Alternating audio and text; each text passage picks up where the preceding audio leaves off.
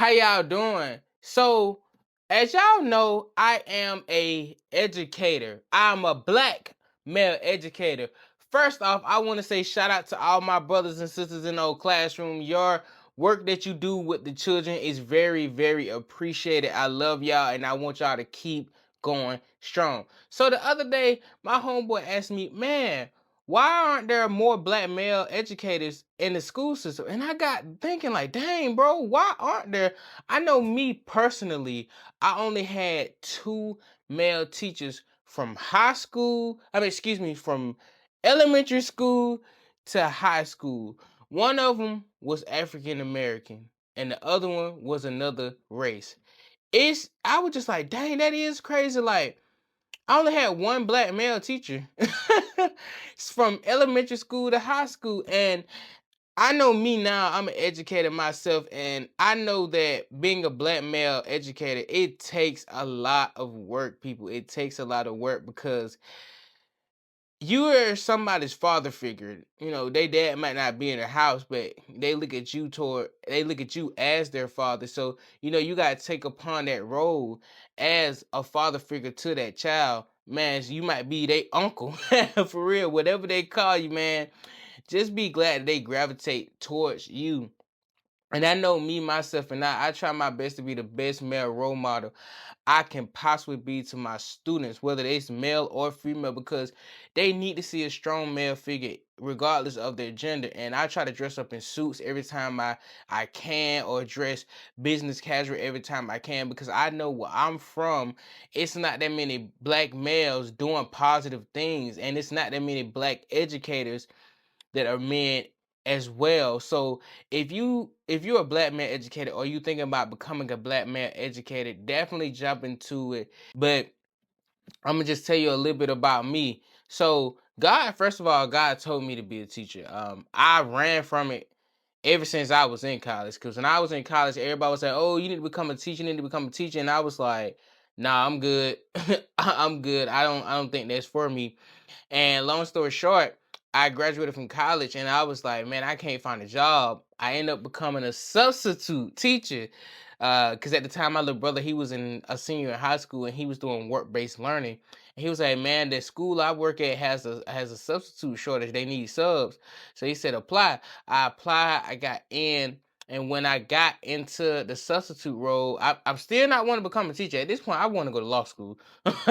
But I end up getting gravitating towards the kids and learning from other teachers, because some of my teachers from the middle school were still there. Yes, I work at the middle school that I went to, but I got to talking with them and I actually started feeling the teaching thing. And I was like, man, how do you become a teacher? And you remember that one male teacher that I told you that I had that was African American? He was still there at the time. And I got to talking with him. He was like, hey man, we definitely need more black male teachers. So this is how you do it, X, Y, and Z. And I end up getting it in, long story short, I end up getting a job as the business teacher. And it's so amazing because I still have a mentor who taught business there, and she basically mentored me to take her spot when she went on to other things.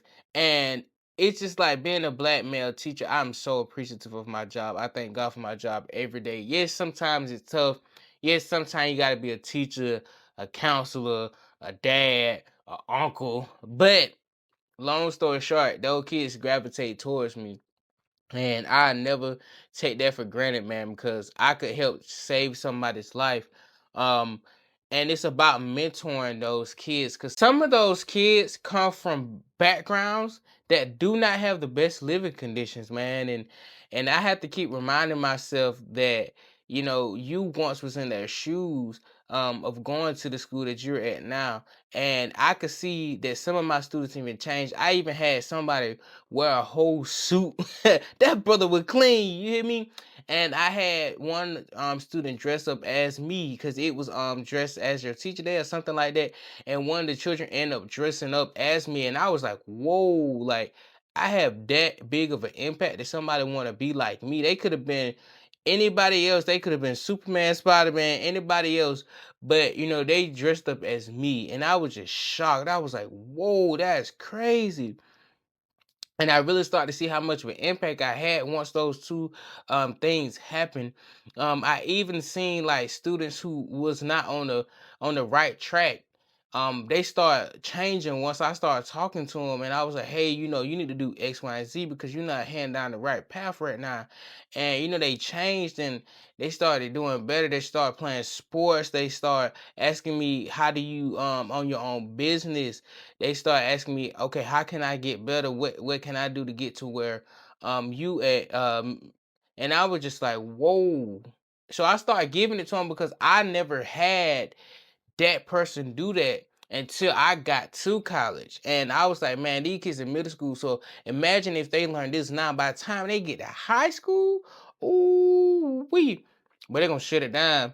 They're going to shut it down. So being a black male educator is more than what people think. That's why we need those black male educators in the school system, because we have like a dominance. I don't know how to explain it, but we have like a dominance to where a father figure is there. Okay, I can show this young man that he don't have to be out in the streets and do the things that the street activity people do. He can come from the hood and he can become successful and help his family and build generational wealth. He don't have to be a product of his environment. And the next thing is, I remember when we had the Black History program. And those who do not know, I'm part of a fraternity. Shout out to my brothers of Iota Phi Theta fraternity. Incorporate OO to the brothers. But we had a Black History program, and we was doing HBCU Greeks and HBCU things in general. And I seen some of the kids trying to dance like me and my fraternity, dance like the other male teachers in their fraternity, and it was like, dang, like to this day they still do it, and it's like, dang, they trying to be like me. And I never had nobody who tried to be like me. So seeing them trying to be like somebody who's positive, man, and who's doing good thing, it made me go 10 times harder for those kids, man. I try my best to do what I can for those kids. And sometimes I end up using my own money, but it's worth it. And the reason why I say we need more black male teachers is, again, we need those young men to, or young boys to become young men, and they teach other young boys and they become young men. See, if you have somebody that looks like you can relate to it more. You know, if you were a football player and you find a mentor that's a football coach or a football player, and he looks like you and come from the same background, you'll be like, "Ooh, he made it out, man. I could do this. I could run the ball. I could do this." If you're in the band, hey, and you see somebody playing the drums and you like, "Ooh, bro, that's fire, man. I'm finna play the drums," and you get to go to college for it. Shoot, that's how I end up doing it, because I seen my local college band, and I seen all the black men in the drum line. Then the drumline movie came out, of course, and I seen more black men. And I'm like, bro, I'm finna do that. That look cool. And just the other day, my little brother called me and he was like, man, I noticed that when you went to college, I noticed that I could do the same thing. Because he was like, if you can do it, why can't I do it? And I'm gonna end this with this. Why not you? But y'all have a blessed, positive, productive day. Peace.